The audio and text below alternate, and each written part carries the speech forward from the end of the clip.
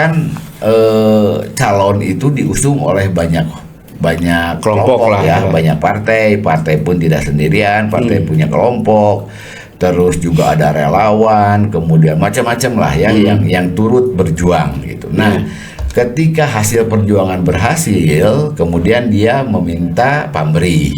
Ada klaim ya, dia kontribusinya besar. Kontribusi gua gitu. gini nih, gua udah sekian, macam-macam lah. Kemudian mereka pamrih ya. Salah satu yang biasanya diminta gitu ya, atau sebagai pamrih adalah dia menitipkan orang ya, baik itu saudaranya, kenalannya, atau siapapun, atau yang membayar gitu ya, untuk dititipkan ke pemimpin daerah untuk dijadikan A atau B gitu kan. Nah, apa untungnya ya, supaya si pejabat misalnya ditempatkan di P1 misalnya di pekerjaan umum. Nah, nanti dia itu dapat proyek dan sebagainya.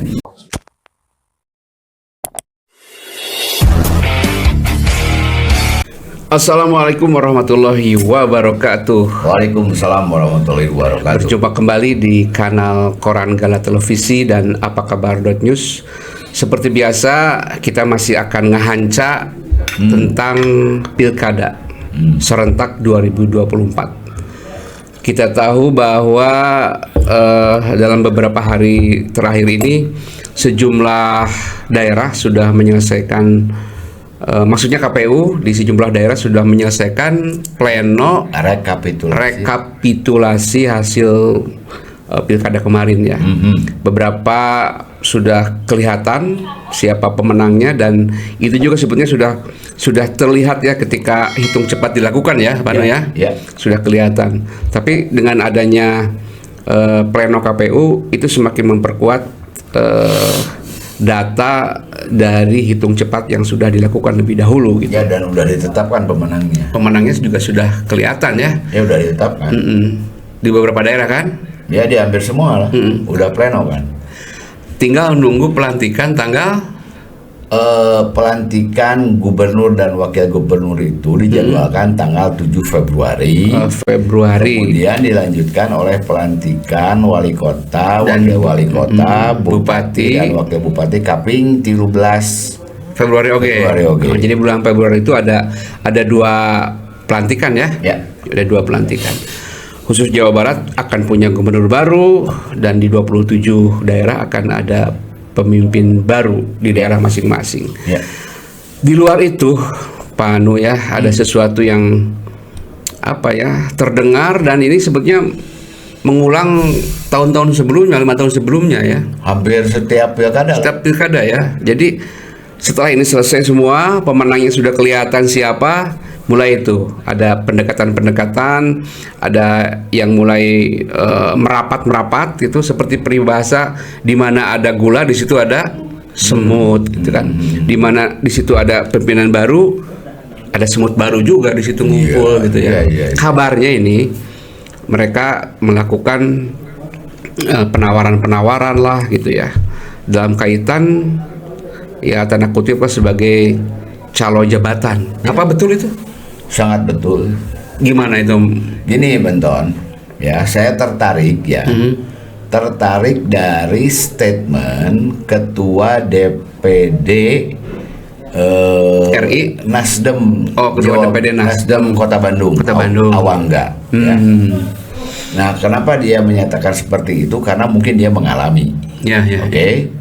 Dia itu Awangga itu adalah ketua tim pemenangan pasangan Farhan dan Erwin di Kota Bandung ya. Kota Bandung.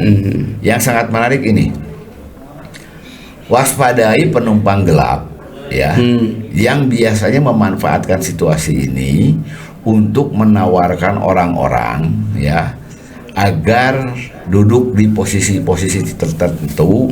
Kalau nanti Farhan dan Erwin resmi menjadi wali kota dan wakil wali kota, sudah dilantik nanti ya. Nah, itu pernyataan yang cukup berani ya.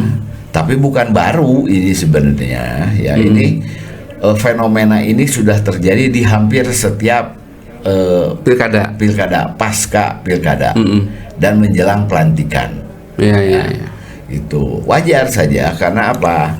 Karena kan selama proses pilkada itu banyak sekali pihak yang terlibat.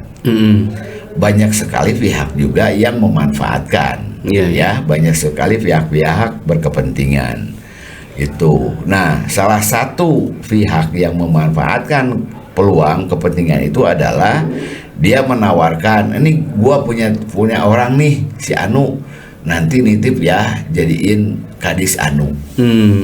Nitip ya nanti jadiin Anu, nitip ya jadiin Anu. Nah, itu calo-calo seperti itu ya bisa datang dari tim suksesnya, bisa datang juga dari luar ya, yang disebut awangga itu sebagai penumpang gelap. Nah, karena gini ya, kan calon itu diusung oleh banyak kelompok lah ya, banyak partai pun tidak sendirian, partai punya kelompok, terus juga ada relawan, kemudian macam-macam lah ya yang turut berjuang gitu. Nah, ketika hasil perjuangan berhasil, kemudian dia meminta pamrih. Ada klaim ya, dia kontribusinya besar. Kontribusi gua gitu. Gini nih, gua udah sekian, macam-macam lah. Kemudian mereka pamrih ya. Salah satu yang biasanya diminta gitu ya, atau sebagai pamrih adalah dia menitipkan orang ya, baik itu saudaranya, kenalannya, atau siapapun, atau yang membayar gitu ya, untuk dititipkan ke pemimpin daerah untuk dijadikan A atau B gitu kan. Nah, apa untungnya ya, supaya si pejabat misalnya ditempatkan di P1 misalnya di pekerjaan umum. Nah, nanti dia itu dapat proyek dan sebagainya.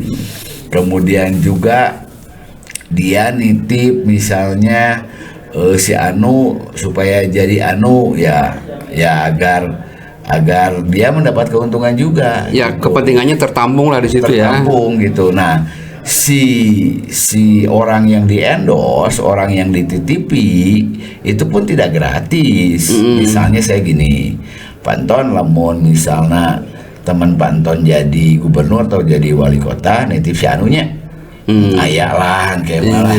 Nah, kita gratis lah. Nah, ya meren. Nah, gitu. Kemudian orang yang saya titipin misalnya, tentu kan dia diuntungkan dong. Ya gua jadi minimal jabatannya tetap atau naik. Nah, tentu dia diuntungkan dong, dan itu tidak gratis, Pak. Dia pasti memberikan sesuatu ya terhadap orang-orang yang memperjuangkan dia gitu. Nah, ini itu ya selama kita pelajari, selama kita analisa, selama kita baca-baca ya di berbagai berita, ini selalu terjadi setiap pasca pilkada dan sebelum pelantikan atau setelah pelantikan. Nah, artinya apa ini? Calo-calo ataupun apapun namanya lah ya, saya bilang calo saja, gitu, yang menitipkan apapun ya, menitipkan orang, menitipkan proyek, menitipkan kepentingannya, ini akan menjadi beban bagi si pemerintah, bagi si pemimpin itu yang terpilih itu ya, itu karena ente ditarima eta tim sukses ditarima iya cocok apa ente dan sebagainya. Nah, jadi sekali lagi bahwa praktik-praktik ini terjadi terus bahkan sampai sekarang. Ya, saya mendengar, saya baru ngobrol juga banyak sekali pemimpin terpilih harus menghadapi teman-temannya seperjuangannya yang kemudian nitip kalau ieu si anunya gitu kan. Jadi serba salah juga ya. Ya serba salah juga, nolak kumaha, kan nolak kumaha. Nah, makanya perlu ketegasan ini dari siapapun ya, pemimpin itu ya yang terpilih untuk betul-betul memilih orang yang sesuai dengan kemampuannya. Ada istilah merit system ya. Pakailah merit system. Itu lebih fairnya. Itu lebih fair gitu. Masih ada waktu nih 2 bulan ya. Desember, Januari, Februari. Coba manfaatkan waktu ini dengan timnya yang betul-betul memang dia bekerja untuk kemajuan, punya kapasitas lah untuk punya itu, kapasitas untuk menyusun. Ya, karena bagaimanapun pemimpin sekarang juga butuh dukungan, ya, butuh tim, dan tim itu adalah ASN. ya. Coba pilih ASN yang betul-betul bisa bekerja, betul-betul loyal, tidak punya maksud tujuan politik, misalnya apalagi ASN yang berpolitik, lempar itu yang kayak seperti itu. Cari yang benar-benar profesional, ASN yang masih mempunyai dignity, masih punya kehormatan, masih punya loyalitas, itu banyak banget gitu ya.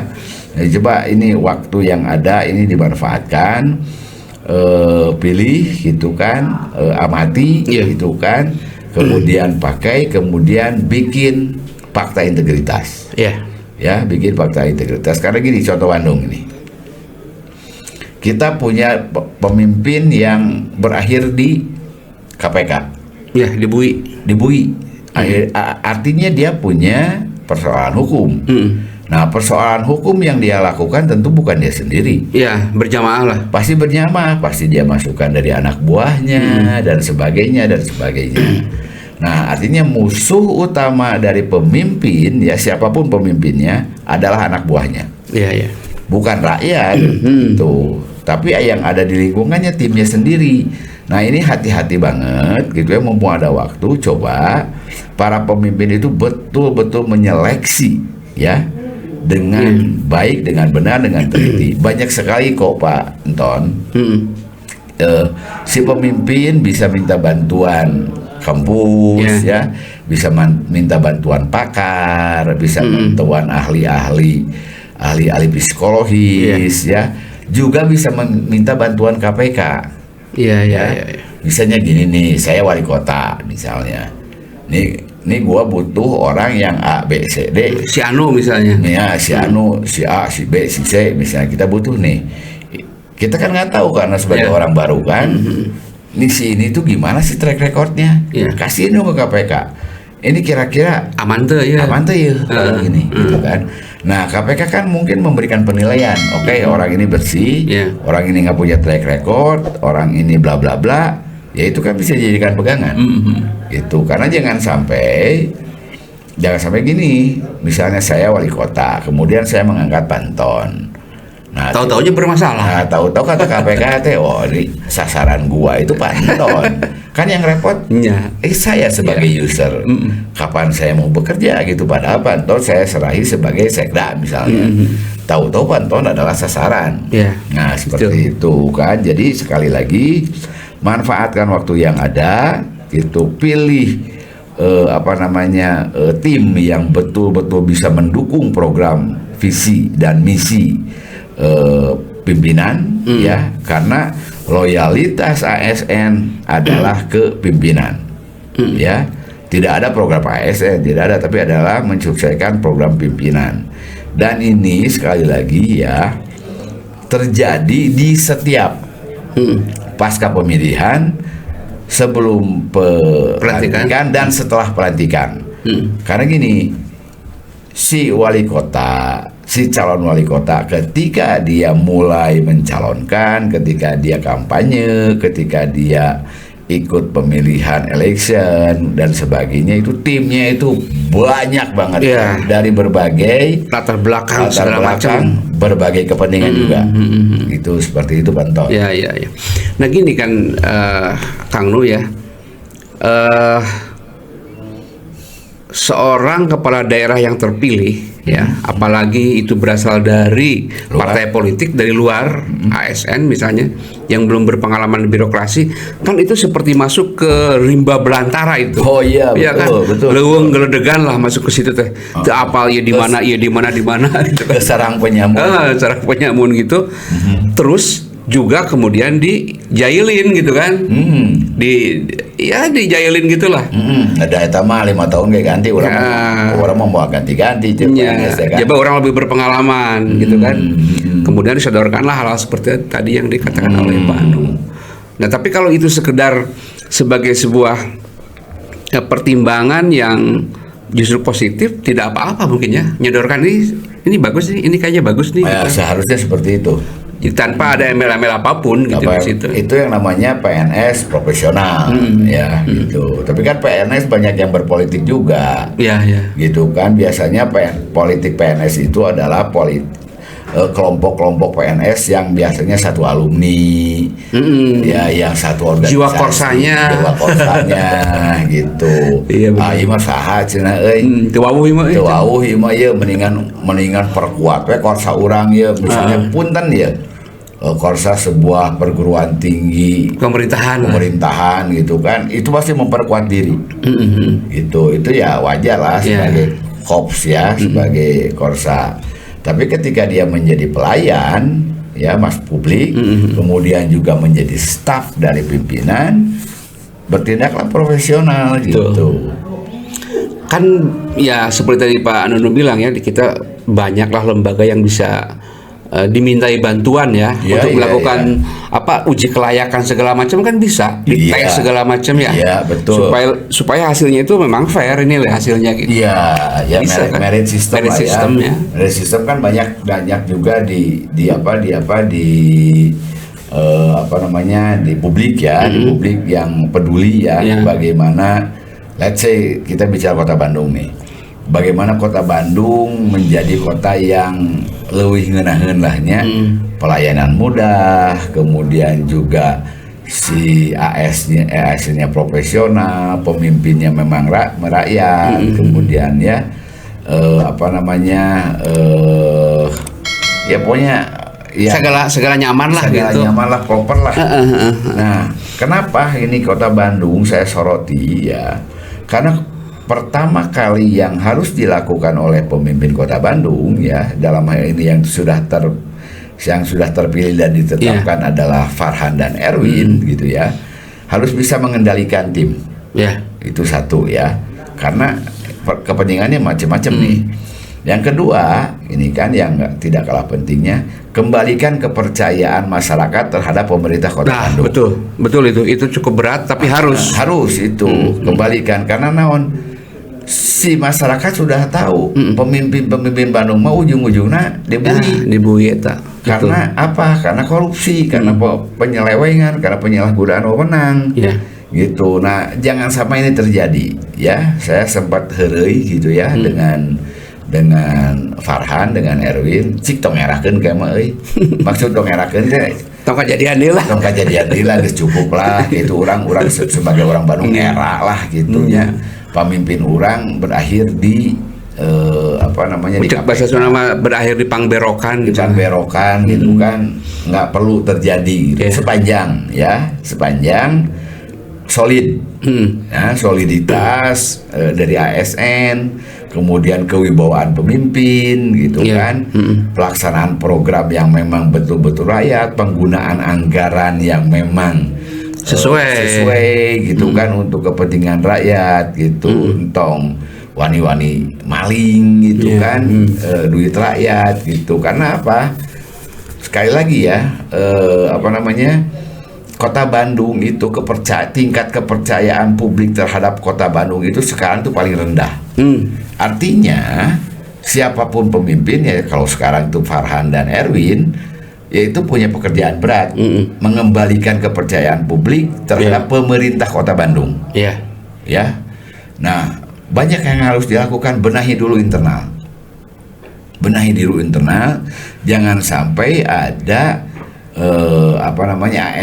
ASN yang satu saat ya menjebak dunungan sorangan gitu, asup kaleuweung, menjebak pemimpinnya sendiri gitu. Ya dengan hal-hal yang tidak patut gitu, ya sehingga berisiko ke penjara hukumnya gitu.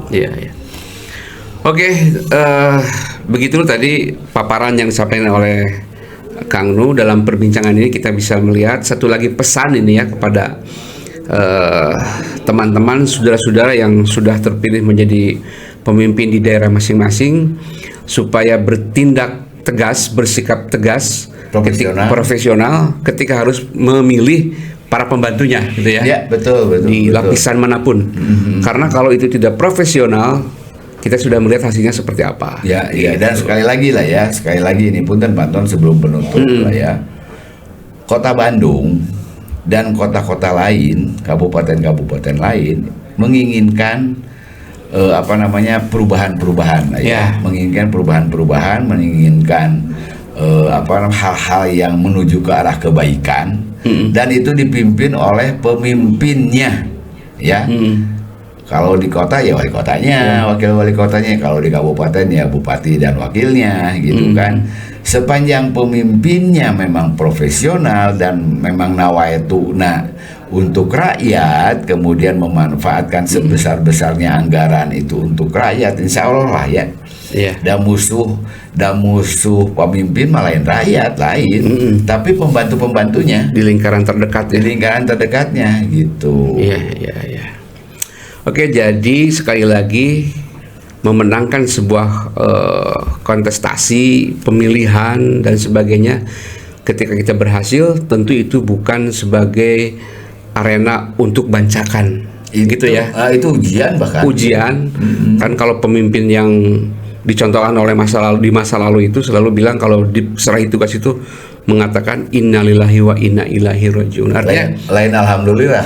Jadi artinya ini sebuah musibah dalam tanda kutip, amanah yang pertanggungjawabannya berat gitu. Betul. Pertanggungjawabannya.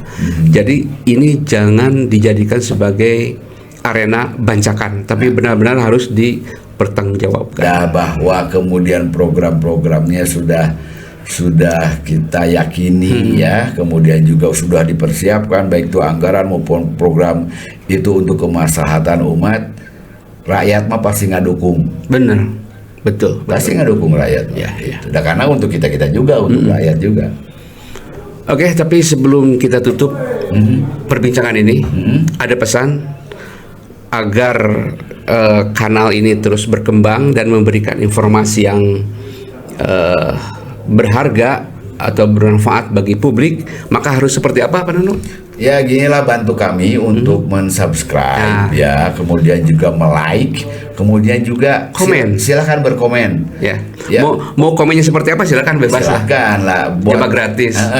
Karena itu buat kami masukan. Ya. Apakah yang kami sampaikan itu memang cukup bagus atau tidak perlu atau memang perlu, silahkan komen. Syukur-syukur dengan saran-saran. Dan meureun nge-like atau subscribe atau komen ya, ada mah butuh 5 menit lahnya, tapi itu yang kami butuhkan ya. Karena itu untuk semangat kami agar kami bisa terus menyampaikan hal-hal ya kepada publik, apa yang seharusnya diketahui oleh publik, gitu kan. Sehingga publik bisa mendapatkan sedikit pengetahuan lah dari yang kami sampaikan. Oke, terima kasih. Assalamualaikum warahmatullahi wabarakatuh. Waalaikumsalam. Mangga.